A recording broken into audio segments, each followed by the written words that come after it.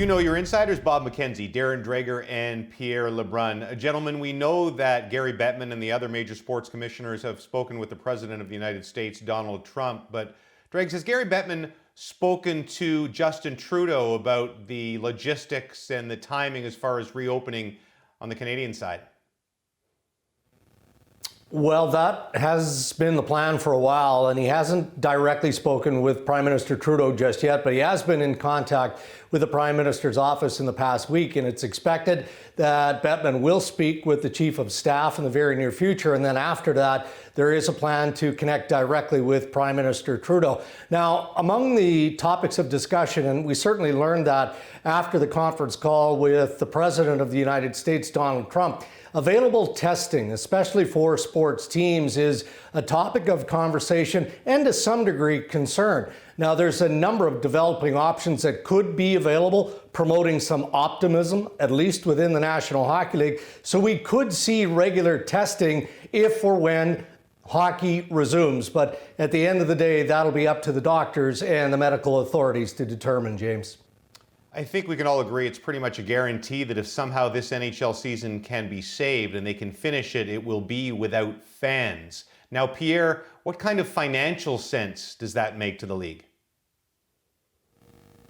Well, I don't know about you, James, but a question that I get a ton of late is why even finish the season if there are no fans in the building, given that we always talk about how the NHL is a gate-driven league? It's a great question, and I got an answer today.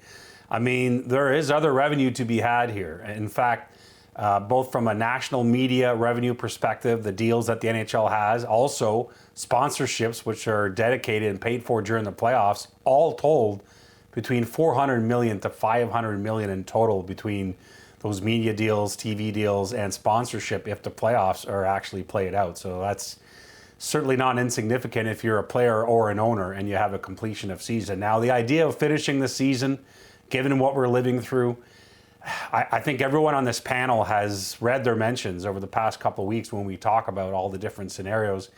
So I put it to a Twitter poll because, you know, I think we're all sensitive to what different people are thinking right now. And I asked specifically, if there's July, August hockey with no fans in the building, are you in favor, yes or no? And the yes crowd was at 59%, the no crowd at 41%, over 62,000 people responded to the poll, guys, over a 24-hour period, which is to say it's not unanimous in the sense that it's going to please everyone. I think there are a lot of concerns about hockey this summer, but still the majority of hockey fans wanting it to happen. But I think some of those people that say get rid of this season, think about next season, there's still a possibility that it affects next season. We're talking about at all levels. Bob, the NCAA has already canceled this season, but what are they looking at for next year? Oh, you're right, James. There's lots of concern about college athletics in general in the United States. And certainly that would be the case for the NCAA hockey fans for next season, the 2020-21 season. Now, what we've heard over the past week is that many U.S. colleges and universities are saying they may not anticipate opening up their campuses to the student body until 2021. And certainly on Wednesday, there was a call between the commissioners and heads of the various U.S. college football conferences who are on the line with Vice President Mike Pence in the United States. And while the Trump administration is really pushing for as many sports to get back online as quickly as possible, the message these commissioners and heads of the conferences of U.S. college football gave to Pence was, listen, if our schools are closed, if there are no facilities available, there are no students on campus, then there is no college football season.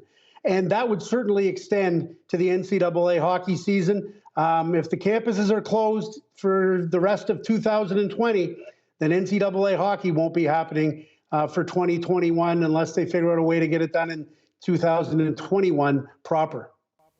Insider Trading with Bob McKenzie, Pierre Lebrun, and Darren Dreger.